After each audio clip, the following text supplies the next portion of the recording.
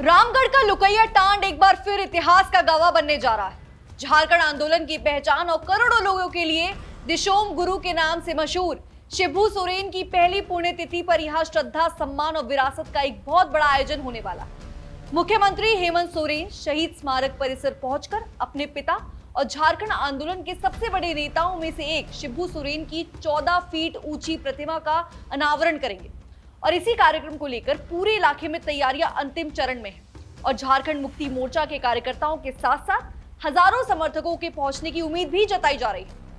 दर्शकों, ये कार्यक्रम सिर्फ एक प्रतिमा अनावरण तक सीमित नहीं रहेगा, बल्कि इसे झारखंड आंदोलन की विरासत को नई पीढ़ी तक पहुंचाने का महत्वपूर्ण अवसर माना जा रहा है। मुख्यमंत्री हेमंत सोरेन प्रतिमा का अनावरण करने के बाद शिबू सोरेन को श्रद्धांजलि अर्पित करेंगे और एक जनसभा को भी संबोधित करेंगे। इसी दौरान राज्य सरकार के कई मंत्री, विधायक, सांसद, जनप्रतिनिधि और वरिष्ठ नेता भी मौजूद रहेंगे। कार्यक्रम के साथ साथ सरकार की कई विकास योजनाओं से जुड़े कार्यक्रम भी आयोजित किए जाएंगे। मुख्यमंत्री विभिन्न योजनाओं के लाभार्थियों को परिसंपत्तियों का वितरण करेंगे और कई विकास परियोजनाओं का उद्घाटन और शिलान्यास भी करेंगे। सरकार का प्रयास है कि इस योजना को केवल श्रद्धांजलि समारोह तक सीमित न रखकर विकास और जन कल्याण के संदेश में भी जोड़ा जाए। और इसी बीच समारोह के लिए विशाल मंच, पंडाल, सुरक्षा व्यवस्था और हजारों लोगों की बैठने की तैयारी भी की गई।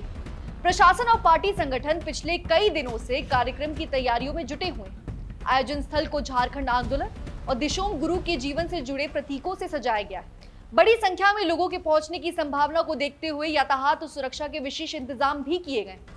झारखंड मुक्ति मोर्चा ने भी राज्य भर में पहली पुण्यतिथि के अवसर पर श्रद्धांजलि कार्यक्रम आयोजित करने की तैयारियां शुरू कर दी।